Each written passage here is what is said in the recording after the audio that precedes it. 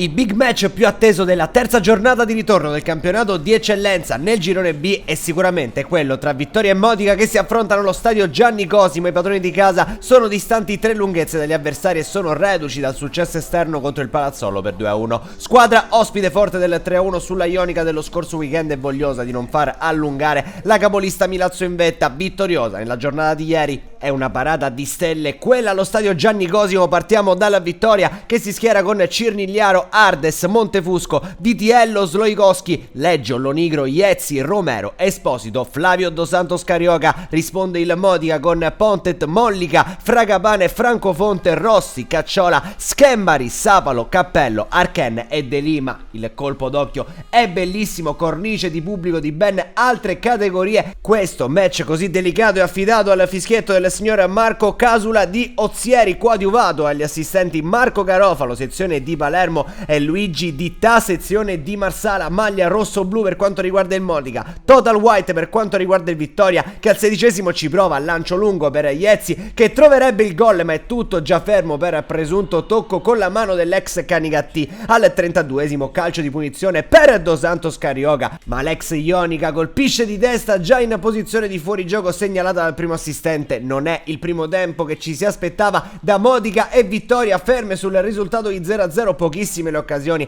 ma la ripresa inizia col botto, lancio dalle retrovie toccato da Lonigro, arriva De Lima davanti a Cirnigliaro e lo batte. Il Modica avanti al Gianni Cosimo col gol del proprio numero 10, che brucia tutti su questo tentativo offensivo. Al 52esimo ancora Modica, sembra frastornato il Vittoria, Cacciola ci prova dalla distanza, Cirnigliaro l'alza in calcio d'angolo. 53esimo, il pallone di Cappello per Schembari, sembra il colpo del KO, ma il suo destro finisce in qualche modo fuori. Minuto 62, entra Jalot e il cambio che spezza la partita. Al 65esimo lo stesso Jalot viene servito, sono passati 3 minuti dal suo ingresso in campo, punta l'avversario 1 contro 1, arriva un traversone meraviglioso per Leggio, il tuffo di Leggio, il gol dell'1-1, colpo di testa che fa esplodere letteralmente il Gianni Cosimo. Il Vittoria trova il gol del pareggio, euforia biancorossa, bellissimo l'inserimento alle spalle della difesa per Leggio. Minuto 75, entra Fortunato al posto di Romero. All'80esimo l'ultimo tentativo e ancora del Modica, direttamente da calcio d'angolo Cirnigliaro allontana. Finisce così